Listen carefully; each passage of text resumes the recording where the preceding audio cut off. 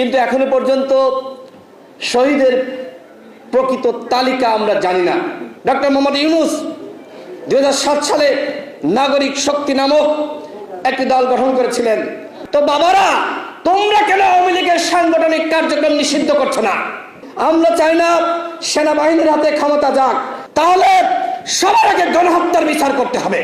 BNP জামাতের কর্মীদেরকে আওয়ামী লীগের নেতা কর্মীরা কুপিয়ে হাসপাতালে পাঠিয়েছে। এই অন্তর্বর্তীকালীন সরকারের আসলে মানসিক সমস্যা হয়েছে। মাজা ভাঙ্গা একটি উপদেষ্টা পরিষদ, ডক্টর মোহাম্মদ ইউনূস, তার উপর যে আশা ভরসা প্রত্যাশা আমরা রেখেছিলাম, একটি গণ অভ্যুত্থান হয়েছে। এই অভ্যুত্থানে প্রায় 2000 ছাত্র জনতা রাজনৈতিক কর্মী শহীদ হয়েছে, 30,000 আহত হয়েছে। কিন্তু এখনো পর্যন্ত শহীদের প্রকৃত তালিকা আমরা জানি না। এখনো পর্যন্ত শহীদ পরিবারকে ক্ষতিপূরণ দেওয়া হয়নি। এখনো পর্যন্ত আহতরা হাসপাতালের বিছানায় কাতরাচ্ছে। একটু আগেই পিজি হাসপাতাল থেকে একজন আহত যোদ্ধা আমাকে মেসেজ করলেন যে ঠিক মতন চিকিৎসা পাচ্ছে না। সাংবাদিক ভাইরা, আমার মোবাইল আপনারা দেখতে পারেন, এরকম অসংখ্য মোবাইলে দেখবেন অসংখ্য মেসেজ। আহতরা তাদের পরিচিত জনকে মেসেজ করছে, আমাদেরকে ঠিক মতন চিকিৎসা দেওয়া হচ্ছে না। কি কারণ? সরকারের কি অর্থের সমস্যা নাকি মানসিক সমস্যা? আমি বলবো এই সরকারের অর্থের সমস্যা না, এই অন্তর্বর্তীকালীন সরকারের আসলে মানসিক সমস্যা হয়েছে। তারা বোঝে না কিভাবে রাষ্ট্র চালাতে হয়, তারা বোঝে না কিভাবে পুলিশকে দিয়ে, র্যাবকে দিয়ে, বিজিবিকে দিয়ে ফাংশন করাতে হয়। যে কারণে এখনো পর্যন্ত দেখবেন জেলার বিভিন্ন জায়গায় মারামারি, খুনাখুনি, হানাহানি, চাঁদাবাজি, হিংসা, বিদ্বেষ। আমার জেলা ঝিনাইদহ সদর হাসপাতালে আমি গিয়েছিলাম সেখানকার রোগী দেখার জন্য। আমি দেখলাম যে বিএনপি জামাতের কর্মীদেরকে আওয়ামী লীগের নেতা কর্মীরা কুপিয়ে হাসপাতালে পাঠিয়েছে। এই খবর কি আমাদের উপদেষ্টারা জানে? আজকে তারা বলছে আগামী নির্বাচনে আওয়ামী লীগ অংশ নিতে পারবে না। তো বাবারা, তোমরা কেন আওয়ামী লীগের সাংগঠনিক কার্যক্রম নিষিদ্ধ করছো না? তোমরা কেন আওয়ামী লীগের নিবন্ধন স্থগিত করছো না? তোমরা কি বলছো আর কি করছো আমার মনে হয় নিজেরাও বোঝো না। এইভাবে একটি সরকার চলতে পারে না। ডক্টর মোহাম্মদ ইউনূস, তার উপর যে আশা ভরসা প্রত্যাশা আমরা রেখেছিলাম, তিনি অযোগ্য ব্যক্তিদের নিয়ে এই উপদেষ্টা পরিষদ গঠন করেছেন। যে কারণে সেই আশা ভরসার আমাদের যে প্রত্যাশা, সেটির আসলে আমরা কোনো কিছু পাচ্ছি না।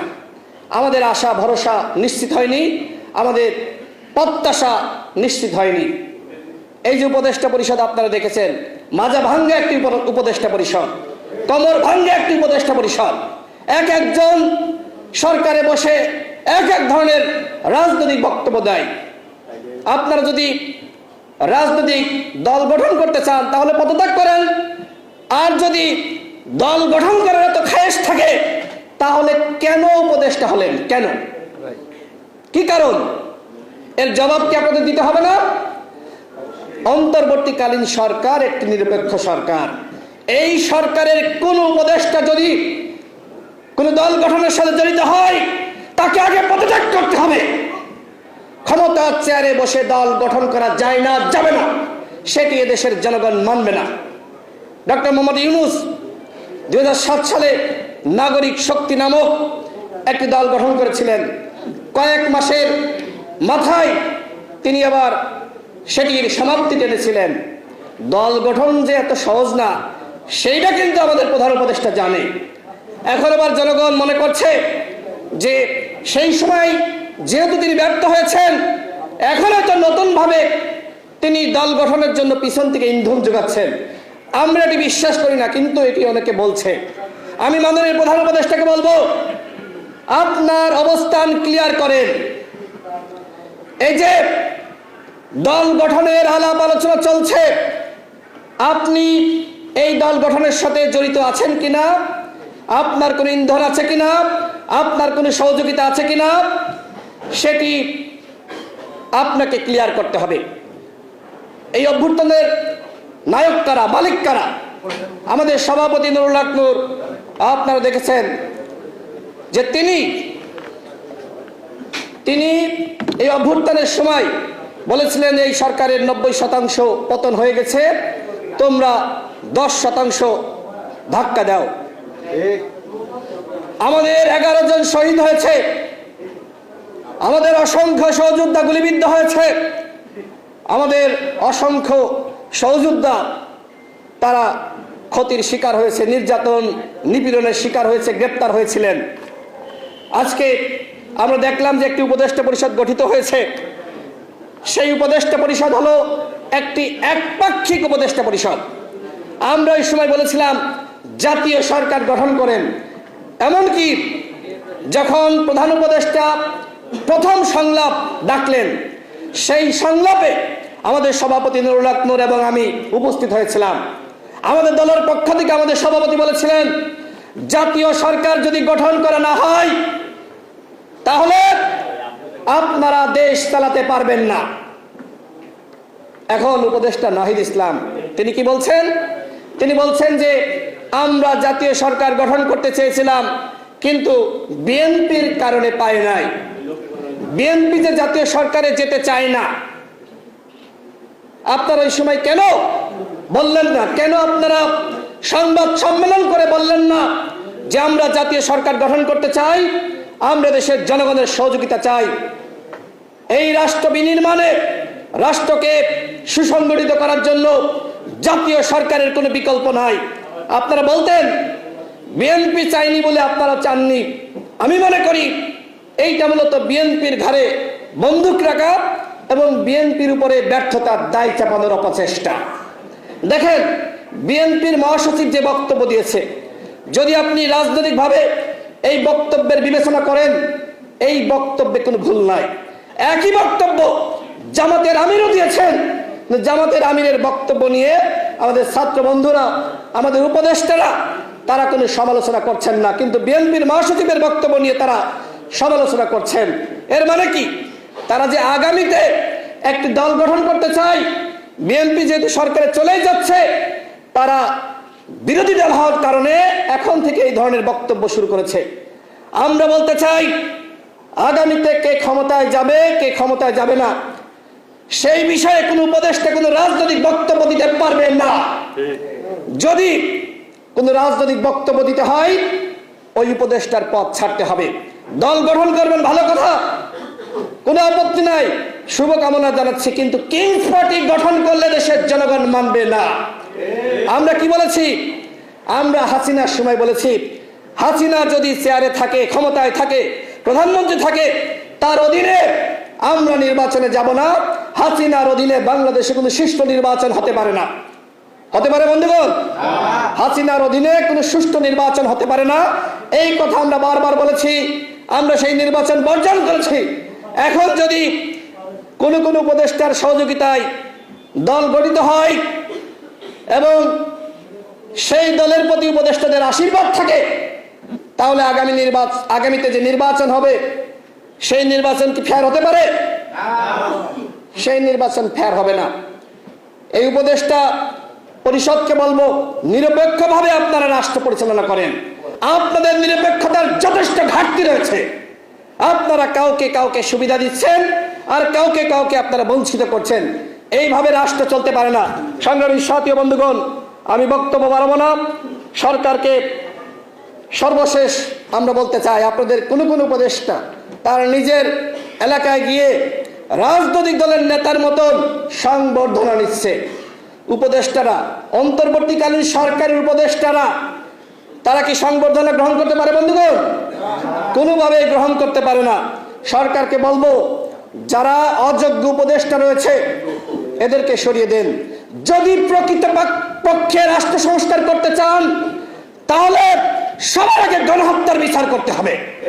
আওয়ামী লীগের সাংগঠনিক কার্যক্রম স্থগিত করতে হবে, নিবন্ধন স্থগিত করতে হবে। আওয়ামী লীগের পান্ডাদেরকে ওয়ার্ড পর্যায় থেকে, উপজেলা পর্যায় থেকে গ্রেপ্তার করতে হবে, জেলা পর্যায় থেকে গ্রেপ্তার করতে হবে। আমরা দেখছি যে পতিত স্বৈরাচার সরকারের সাবেক স্বরাষ্ট্রমন্ত্রী তিনি ইন্ডিয়ান গণমাধ্যমে বক্তব্য দিচ্ছে। আমি ইন্ডিয়াকে বলবো, ওরা স্বৈরাচার, ওরা গণহত্যাকারী। আপনারা কিভাবে ওদেরকে আশ্রয় দিচ্ছেন, কিভাবে ওদের বক্তব্য প্রকাশ করছেন? আপনারা জনগণের সাথে, বাংলাদেশের জনগণের সাথে কিন্তু বেইমানি করছেন। আমরা বাংলাদেশের জনগণ ইন্ডিয়ার আধিপত্য মেনে নেয়নি। ইন্ডিয়াকে বলবো, বাংলাদেশের জনগণের সাথে বন্ধুত্ব এবং মর্যাদার সম্পর্ক তৈরি করুন। ফাজলামির সম্পর্ক, হাসিনার মতন স্বামী স্ত্রীর সম্পর্ক আমরা মানতে পারি না। আমরা ইন্ডিয়ার সাথে অবশ্যই সম্পর্ক চাই, তবে সেই সম্পর্ক হতে হবে ন্যায্যতা, সেই সম্পর্ক হতে হবে দেওয়া নেওয়ার। একপাক্ষিক কোনো সম্পর্ক ইন্ডিয়ার সাথে থাকবে না। আমরা ইন্ডিয়ার সাথে সম্পর্ক চাই সেই ধরনের যে সম্পর্ক রয়েছে চীনের সাথে, আমেরিকার সাথে, পৃথিবীর অন্যান্য রাষ্ট্রের সাথে যে সম্পর্ক থাকবে, ইন্ডিয়ার সাথে আমাদের সেই একই সম্পর্ক থাকবে। আমরা যুদ্ধ চাই না, কিন্তু আপনি যদি আমাদের কাছ থেকে সবসময় নিয়েই যান আর কিছু না দেন, ওই হাসিনা যেটি বলেছিল যে ইন্ডিয়াকে যা দিয়েছি ইন্ডিয়া জীবন মনে রাখবে, আমরা ভাই এই সম্পর্ক চাই না। সংগ্রামী সাথী বন্ধুগণ, আজকে পেশাজীবী অধিকার পরিষদ যে প্রোগ্রাম আয়োজন করেছে, আমাদের প্রত্যাশা অনেক ছিল, আমাদের সেই প্রত্যাশা পূরণ হয়নি, কোনো প্রাপ্তি হয়নি। সরকার পদে পদে ব্যর্থ হয়েছে। একজন ব্যর্থ উপদেষ্টা, স্বরাষ্ট্র উপদেষ্টাকে নিয়োগ দিয়েছে, যিনি বাংলাদেশের আইন শৃঙ্খলা পরিস্থিতি মোটেও নিয়ন্ত্রণ করতে পারছে না। পারছে না। দেখবেন এলাকায় যান, খোঁজ নেন যে কি ধরনের বিশৃঙ্খলা চলছে। পুলিশের কথা কেউ শুনতে চায় না, দেখবেন র্যাবের কথা কেউ শুনতে চায় না।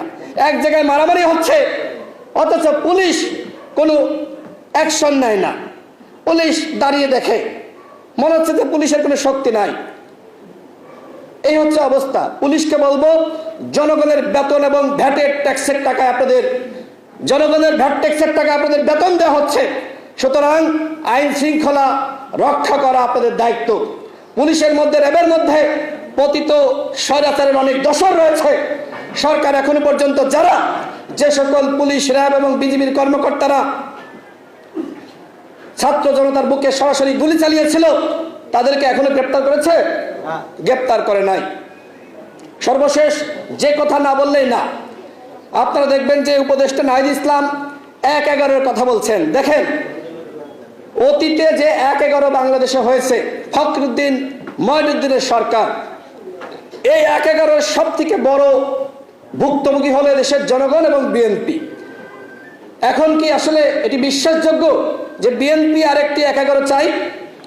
বিএনপি আরেকটি 1/11 চাই না, বরং আপনারা দেখেছেন যে নেত্র নিউজের সম্পাদক তাসনিম খলিল তিনি একটি পোস্ট করেছেন সামাজিক যোগাযোগ মাধ্যমে। সেখানে তিনি বলেছেন যে এই সরকারের উপদেষ্টাদের আশপাশে 1/11 কুশীলবরা ঘুরে ঘুরে বেড়াচ্ছে। তার মানে কি? তার মানে 1/11 বিএনপি চায় না, বরং এই সরকারের কোন কোন উপদেষ্টা 1/11 চাই। আমরা বাংলাদেশে আগামীতে নির্বাচন চাই। আমরা চাই না এই সরকার ব্যর্থ হোক। আমরা চাই না তৃতীয় পক্ষ ক্ষমতা গ্রহণ করুক। আমরা চাই না সেনাবাহিনীর হাতে ক্ষমতা যাক। আমরা চাই একটি অবাধ সুষ্ঠু নিরপেক্ষ নির্বাচনের মাধ্যমে আগামীতে একটি দল ক্ষমতায় আসবে। কোন দল আসবে সেই সিদ্ধান্ত নিবে বাংলাদেশের জনগণ।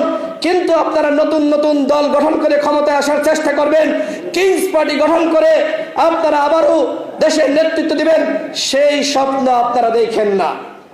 আপনারা সফল হন, আমরা আপনাদেরকে সহযোগিতা করব। আপনারা ব্যর্থ হলে বাংলাদেশের জনগণ ব্যর্থ হবে। আমরা আপনাদেরকে সহযোগিতা করছি, কিন্তু আমাদের সহযোগিতার সুযোগ নিয়ে যদি আমাদের সাথে ছিনিমিনি খেলেন, আমাদের সাথে প্রতারণা করেন, সেটি আমরা মেনে নিব না। সবাইকে ধন্যবাদ। জনতার অধিকার আমাদের অঙ্গীকার। আসসালামু আলাইকুম।